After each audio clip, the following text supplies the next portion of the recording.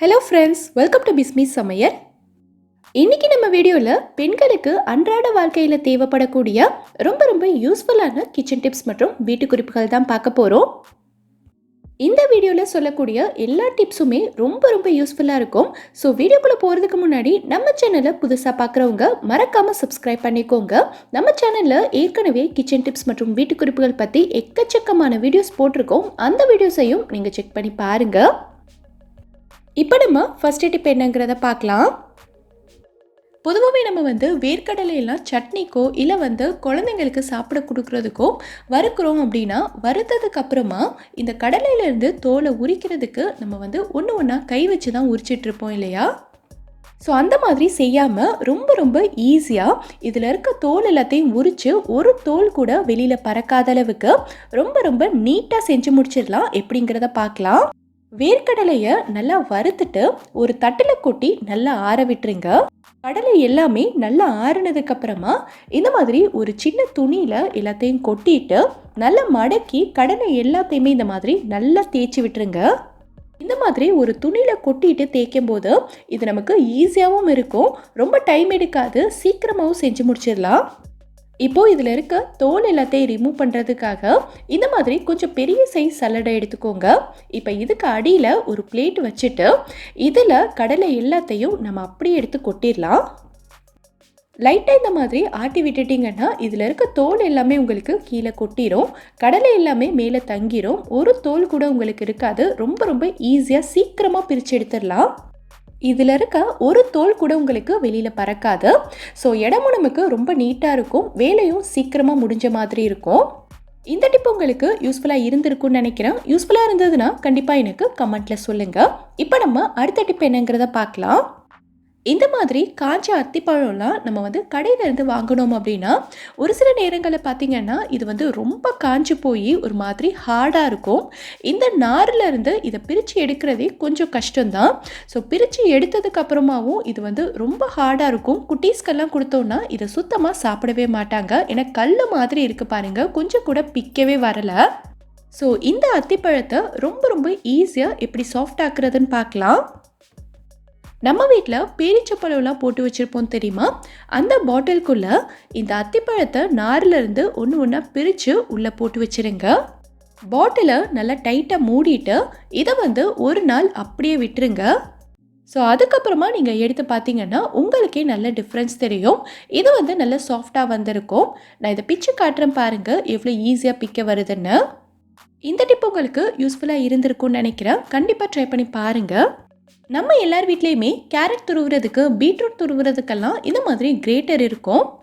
இதெல்லாம் பார்த்திங்கன்னா புதுசாக இருக்கும்போது நல்லா சூப்பராக துருவும், நம்மளும் ஈஸியாக துருவிடலாம். ஆனால் நாளுக்கு பார்த்திங்கன்னா இதோட ஷார்ப்னஸ் எல்லாமே குறைஞ்சிரும், நம்ம தான் அழுத்தி அழுத்தி துருவுற மாதிரி இருக்கும். கத்தி அருவாமனை ஷார்ப் பண்ணுறதுக்கெல்லாம் நமக்கு நிறைய டூல்ஸ் இருக்குது. ஆனால் இந்த கிரேட்டரை எப்படி ஷார்ப் பண்ணுறது நான் இப்போ சொல்கிறேன். இதுக்கு நம்ம யூஸ் பண்ண போகிறது பார்த்திங்கன்னா அலுமினியம் ஃபாயில் தான். ரொம்ப அதிகமாகலாம் நமக்கு தேவைப்படாது, ஒரு சின்ன பீஸ் அளவுக்கு இருந்தாலே போதும். இதை நல்லா சுருட்டிட்டு இந்த கிரேட்டரில் வச்சு நம்ம எப்படி கேரட் பீட்ரூட் எல்லாம் துருவுவோமோ அதே மாதிரி துருவிடுங்க.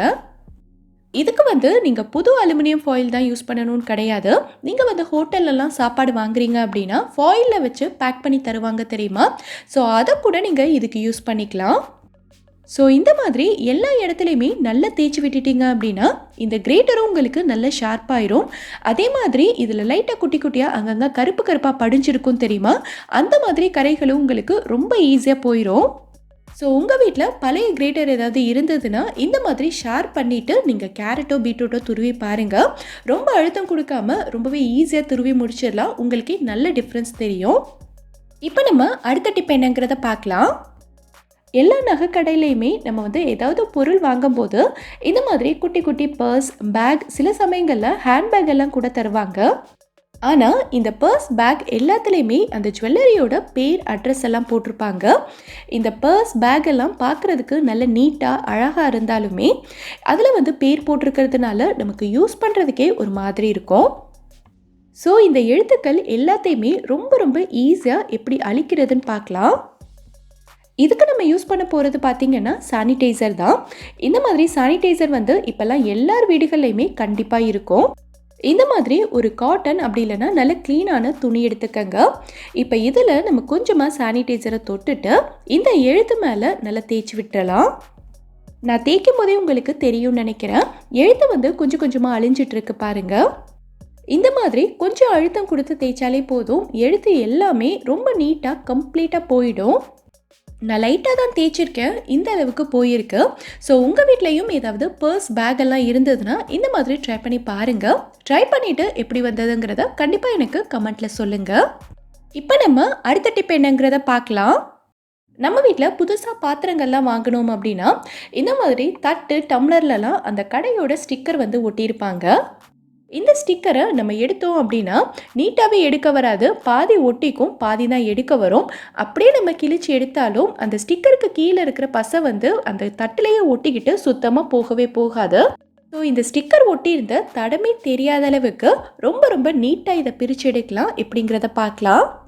இப்போது ஸ்டவ் ஆன் பண்ணிவிட்டு இதை எவ்வளோ குறைச்சி வைக்க முடியுமோ அந்த அளவுக்கு குறைச்சி வச்சுக்கோங்க. இப்போது இந்த ஸ்டிக்கர் ஒட்டியிருக்க இடத்த நெருப்புக்கு மேலே லைட்டாக காட்டினீங்க அப்படின்னா அந்த சூட்லேயே இந்த ஸ்டிக்கருக்கு கீழே இருக்கிற பசை எல்லாமே இலக ஆரம்பிக்கும். ரொம்ப நேரம் இல்லை, ஒரு 10 செகண்ட்க்கு மட்டும் காட்டிட்டு லைட்டாக சூடானதுக்கப்புறமா இந்த ஸ்டிக்கரை நீங்கள் லைட்டாக பிரித்தாலே போதும். ரொம்ப ரொம்ப ஈஸியாக அப்படி கொஞ்சம் கூட தடமே தெரியாத அளவுக்கு பிரிஞ்சுக்கிட்டு வரும். ரொம்ப சூடாக இருந்தது தொட முடியலை அப்படின்னா இந்த மாதிரி ஒரு கத்தி வச்சு எடுத்து விடுங்க, ரொம்ப ஈஸியாகவே எடுத்துகிட்டு வந்துடும். எவ்வளோ சூப்பராக வந்திருக்கு பாருங்கள். இந்த ஸ்டிக்கரில் இருந்த பசை கூட தட்டில் கொஞ்சம் கூட ஒட்டவே இல்லை, ரொம்பவே நீட்டாக வந்திருக்கு. கண்டிப்பாக நீங்களும் செஞ்சு பாருங்கள். இப்போ நம்ம அடுத்த டிப் என்னங்கிறத பார்க்கலாம். நம்ம வீட்டில் இருக்க டிவி ரிமோட், ஏசி ரிமோட்லலாம் நம்ம எப்போவுமே பேட்ரி போட்டு தான் வச்சுருப்போம். இந்த பொருட்கள்லாம் நம்ம வந்து டெய்லியுமே யூஸ் பண்ணும்போது இதில் பேட்ரி போட்டு வைக்கிறதுல தப்பில்லை. ஆனால் ஒரு சில பொருட்கள்லாம் நம்ம வந்து ரொம்ப நாளைக்கு யூஸ் பண்ணாமல் வச்சுருப்போம் இல்லையா? அதாவது இந்த பனிக்காலம் குளிர்காலம்லாம் வந்துருச்சு அப்படின்னா கண்டினியூஸாக ஒரு 4-5 மாதத்துக்கு நம்ம ஏசியெல்லாம் யூஸ் பண்ண மாட்டோம் இல்லையா? ஸோ அந்த மாதிரி நேரங்களில் இந்த ஏசி ரிமோட்டில் இருக்கக்கூடிய பேட்டரியை நம்ம வந்து ரிமூவ் பண்ணிடணும். பேட்டரியை நீங்கள் டிவைஸில் போட்டு வச்சுட்டு யூஸ் பண்ணவே இல்லை அப்படின்னா இந்த பேட்டரி வந்து லீக் ஆக ஆரம்பிச்சிடும். இதை பார்க்கும்போதே உங்களுக்கு தெரியும்னு நினைக்கிறேன். இதோட 2 பக்கமுமே லீக் ஆகிருக்கு. ஸோ இந்த பேட்டரி வந்து நமக்கு அடுத்து யூஸ் பண்ண முடியாது. ஸோ பேட்டரியும் நமக்கு இப்போ வேஸ்ட்டு தான்.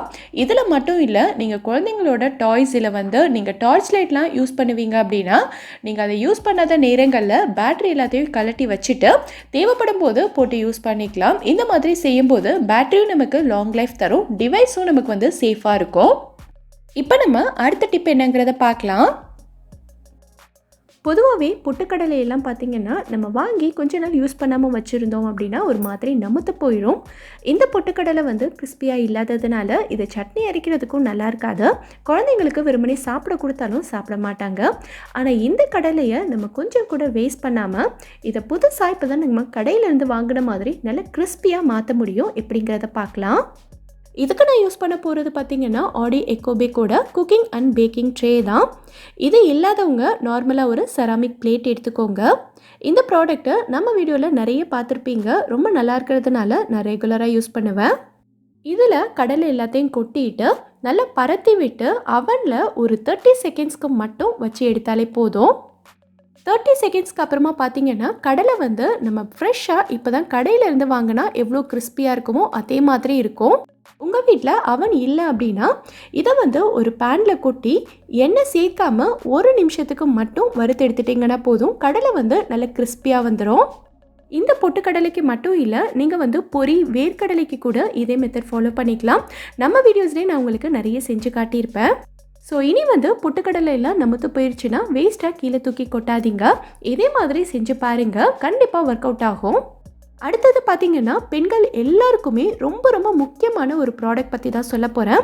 இது வந்து கண்டிப்பாக பெய்ட் ப்ரொமோஷன் கிடையாது. நான் வந்து பர்சனலாக வாங்கி யூஸ் பண்ணியிருந்து எனக்கு பிடிச்சிருந்ததுனால வீடியோவில் சொல்கிறேன். இது வந்து இஃப்ரா 100% ஹெர்பல் சானிட்டரி நாப்கின். இதை வந்து ரொம்ப ரொம்ப குவாலிட்டியான பருத்தி பஞ்சு அப்புறம் நிறைய மூலிகைகள் வச்சு செஞ்சுருக்காங்க. இதில் வந்து துளசி, மஞ்சள், சோத்துக்கத்தலை அதாவது ஆலோவேரா அப்புறம் வேப்பலை யூஸ் பண்ணியிருக்காங்க. பொதுவாகவே சானிட்டரி நாப்கின்லலாம் கெமிக்கல் அப்புறம் ஜெல் யூஸ் பண்ணியிருப்பாங்க. ஆனால் இதில் வந்து இயற்கை மூலிகைகள் யூஸ் பண்ணியிருக்கிறதுனால நம்மளுக்கு வந்து கர்ப்பப்பை பிரச்சனைகள் வர்றதை நம்ம அவாய்ட் பண்ணிக்கலாம். இது வந்து எக்ஸல் டபுள் எக்ஸல்னு நிறைய சைஸஸில் அவைலபிளாக இருக்குது. உங்களுக்கு தேவையான சைஸில் நீங்கள் வாங்கிக்கலாம். நல்ல அகலமாகவே இருக்குது. மற்ற நாப்கின் மாதிரி தான் இதுலேயும் விங்ஸ் எல்லாம் இருக்கும். உங்களுக்கு வேணும் அப்படின்னு விருப்பப்பட்டீங்கன்னா நான் டிஸ்கிரிப்ஷனில் வந்து அவங்களோட அட்ரஸ், ஃபோன் நம்பர் எல்லாமே தரேன். வேணுங்கிறவங்க கால் பண்ணி வாங்கிக்கலாம். நம்ம எல்லார்கிட்டையுமே இந்த மாதிரி கிளட்ச் இருக்கும். பெரிய சைஸ் இல்லை குட்டி சைஸ் கிளட்ச் எதுவாக இருந்தாலுமே இதை வந்து நம்ம புதுசாக யூஸ் பண்ணும்போது நல்லா டைட்டாக இருக்கும். ஆனால் நாளாக பார்த்திங்கன்னா இதில் இருக்கக்கூடிய ஸ்க்ரூ வந்து லூஸ் ஆகிட்டே வரும். ஸோ கொஞ்ச நாளையிலேயே இந்த ஸ்க்ரூ ஃபுல்லாகவே கலண்டுட்டு இந்த கிளிப்பில் நடுவில் இருக்கக்கூடிய ஸ்ப்ரிங் வந்து ஃபுல்லாகவே எடுத்துக்கிட்டு வந்துடும். அதுக்கப்புறமா இந்த கிளிப்பை நம்ம யூஸ் பண்ணவே முடியாது.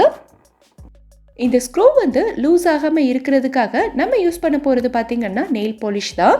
இந்த கிளிப் வந்து புதுசாக இருக்கும்போதே இந்த நெயில் பாலிஷை எடுத்து இந்த ஸ்க்ரூ, இந்த ஸ்ப்ரிங் எல்லா இடங்கள்லையுமே நீங்கள் வந்து ஃபுல்லாக கோட் பண்ணி விட்டுருங்க. இந்த மாதிரி கலர் நெயில் பாலிஷ் யூஸ் பண்ணுறதுக்கு உங்களுக்கு விருப்பம் இல்லை அப்படின்னா டிரான்ஸ்பரண்ட் கலரில் கூட நெயில் பாலிஷ் கிடைக்கும். அதை வாங்கி நீங்கள் யூஸ் பண்ணிக்கலாம். இந்த நெயில் பாலிஷ் வந்து நல்லா காஞ்சதுக்கப்புறமா ஸ்க்ரூவை வந்து நல்லா டைட்டாக ஹோல்ட் பண்ணி வைக்கும். இது வந்து உங்களுக்கு மறுபடியும் லூஸ் ஆகாது. ஸோ இந்த கிளிப்பை வந்து நீங்கள் ரொம்ப நாளைக்கு யூஸ் பண்ணலாம். ஸ்க்ரூ வந்து கலண்டே வராது. இந்த வீடியோவில் நான் சொல்லியிருக்க டிப்ஸ் எல்லாமே உங்களுக்கு ரொம்பவே யூஸ்ஃபுல்லாக இருந்திருக்குன்னு நினைக்கிறேன். இதில் இருந்து ஏதாவது ஒரு டிப் உங்களுக்கு யூஸ்ஃபுல்லாக இருந்தாலும் மறக்காமல் எனக்கு கமெண்ட்டில் சொல்லுங்கள். இந்த வீடியோ பிடிச்சிருந்தா லைக் பண்ணுங்கள். உங்கள் ஃப்ரெண்ட்ஸ், உங்கள் ஃபேமிலி மெம்பர்ஸ்க்கு இந்த வீடியோ யூஸ்ஃபுல்லாக இருக்குன்னு நினச்சிங்கன்னா கண்டிப்பாக ஷேர் பண்ணுங்கள். மறக்காமல் நம்ம பிஸ்மி சமையலுக்கு சப்ஸ்கிரைப் பண்ணிவிட்டு பக்கத்தில் இருக்கக்கூடிய பெல் ஐக்கானில் ஆப்ஷன் ஆலும் செலக்ட் பண்ணுங்கள். தேங்க்யூ.